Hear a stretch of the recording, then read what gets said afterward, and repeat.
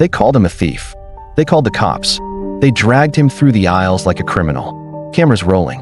Customers whispering. His dignity shattered. All because he was black. All because he wore a hoodie. But when the footage rolled, back silence. And then, the entire country watched as the truth unfolded, frame by frame. What was supposed to ruin him made him a national hero. This is not just a story. It's a reckoning. Stay with me till the end. Because of the twist, we'll leave your jaw on the floor. But before we unveil this story, make sure you hit the subscribe button so that you won't miss out on this type of story. It started on a rainy Friday afternoon. 3:17 p.m. The store was packed. Family shopping. Employees restocking. And in walked a young black teen. Hoodie up. Hands in his pocket. Head down. His name? Cameron Reed. 16 years old. Straight A student. Robotics genius. But no one in that store cared about that. All they saw was a stereotype. Cameron walked to aisle 5. Picked up a snack. A bottle of water. Headed toward the self-checkout. That's when it happened. The manager, a 45-year-old white man named Douglas Hayes. Tall, bald, red tie, walkie-talkie on his belt. He watched Cameron like a hawk. Didn't blink, didn't speak, just followed. Then he called over the PA. Security, aisle 5. That was the moment everything changed. 2 guards, big, intimidating, closed in on Cameron. Empty your pockets. Cameron blinked, confused. What? We said, empty your pockets. Now, his voice was steady, but inside, panic. I didn't take anything, he said. Don't play games. One grabbed his arm. The other snatched his hoodie. A woman gasped nearby. Someone whispered, typical. A child asked, Mommy, what's he doing? Cameras caught it all. Shaky phone footage. People recording, laughing, judging. Cameron pleaded. Check the cameras. I scanned everything. Please. But Hayes stepped in. Liar. I saw you. He pointed at a display shelf. You grabbed candy. Put it in your pocket. Cameron shook his head. I didn't. I swear. But it didn't matter. Police were already on the way. They cuffed him. In front of everyone. His water bottle hit the ground. Rolled under the aisle. Nobody picked it up. Nobody helped. As he was dragged out, an old man shouted. That's why we lock the doors now. A woman clapped. Good job, manager. And, just like that, his reputation shattered. News spread fast. Local Facebook pages lit up. Black teen caught stealing. Another thug off the streets. But then, something happened. The next morning, 10:04 a.m., a quiet email arrived in the inbox of Hayes. Subject line, urgent, footage review.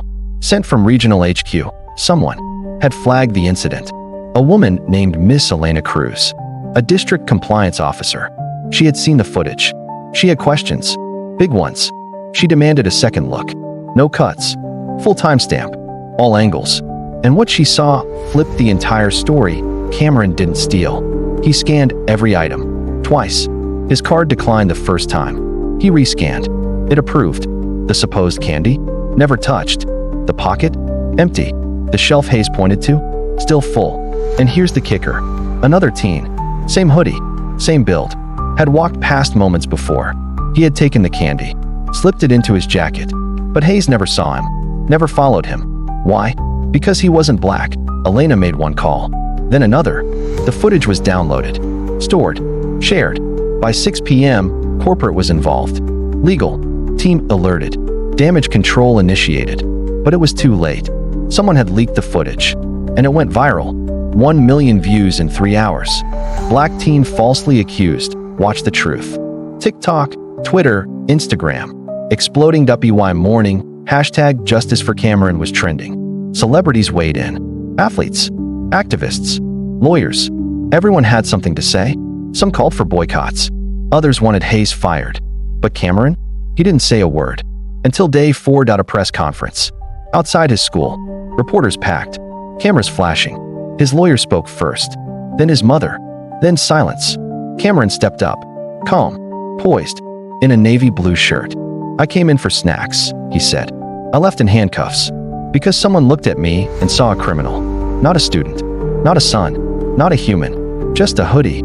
His voice cracked. Reporters wiped tears. Then came the twist. What the world doesn't know, he said, is that I was here that day to celebrate. He pulled out a letter. Pulled it up. It read, Full scholarship, MIT robotics program. Gasps filled the air. His acceptance date? One day before the incident. I didn't steal. I build machines. I build futures. But none of that mattered when they looked at me. People cried. But he wasn't done. He turned to the cameras. To Mr. Hayes. I forgive you, but I won't forget. And neither will this country. Mic drop. The internet exploded. 10 million views in 24 hours. News stations begged for interviews. Documentaries announced. A Netflix deal is rumored. Hayes? Fired. Sued. Publicly shamed. Protesters marched outside. The store. Corporate apologized. Donated $250,000 to Cameron's Future Foundation. Yes, he started one. For youth in tech. For wrongly accused teens. For redemption. But that's not the ending. Not yet. 2 weeks later, something odd happened. An envelope arrived at Cameron's door. No return address. Just his name. Inside was a single flash drive. And a note. You don't know the full story yet. Watch this. Alone. He did. He played it. And what he saw left him frozen. The footage. From a hidden camera. Not the store's. Someone's phone. Angled from above. It showed Hayes. Moments before calling security. Talking to someone. Whispering. A man in a gray cap. Sunglasses. And a badge. Barely visible. A retired cop. Known in town. Hayes leaned in. That's the kid from the news. The robotics thing. Says he's smart. The man replied. Then break him. Make him know what real power looks like. Hayes nodded. Then I walked away. The setup was planned. The humiliation orchestrated. Why? Jealousy. Fear. Hatred. Cameron had become a threat. Not by stealing, but by succeeding. That's when the story changed. Again, Cameron didn't go to MIT. Not yet. He started an investigation. Quietly. Legally. And now, he had evidence. Real names. Real motives. Real corruption. But instead of revenge, he built something. Bigger. A platform. A national network. A youth tech alliance. Named HOODIE. Hope. Opportunity. Overcoming. Dignity. Innovation. Empowerment. IT launched 6 months later. 50 states. Thousands of members. Scholarships. Internships. Cameras. Everywhere. No teen would walk alone again. And the man in the gray cap? Arrested. Caught in another racial setup weeks later. Exposed by Cameron's own alliance.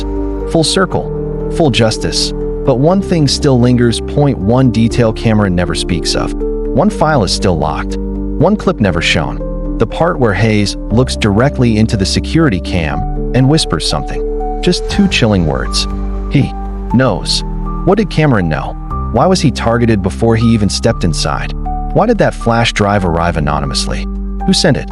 Nobody knows. But the last scene of the documentary shows Cameron in a lab, building something, eyes glowing, silence, and then a final voiceover. They tried to break me, but I rebuilt myself, stronger, smarter, and now I will build the future.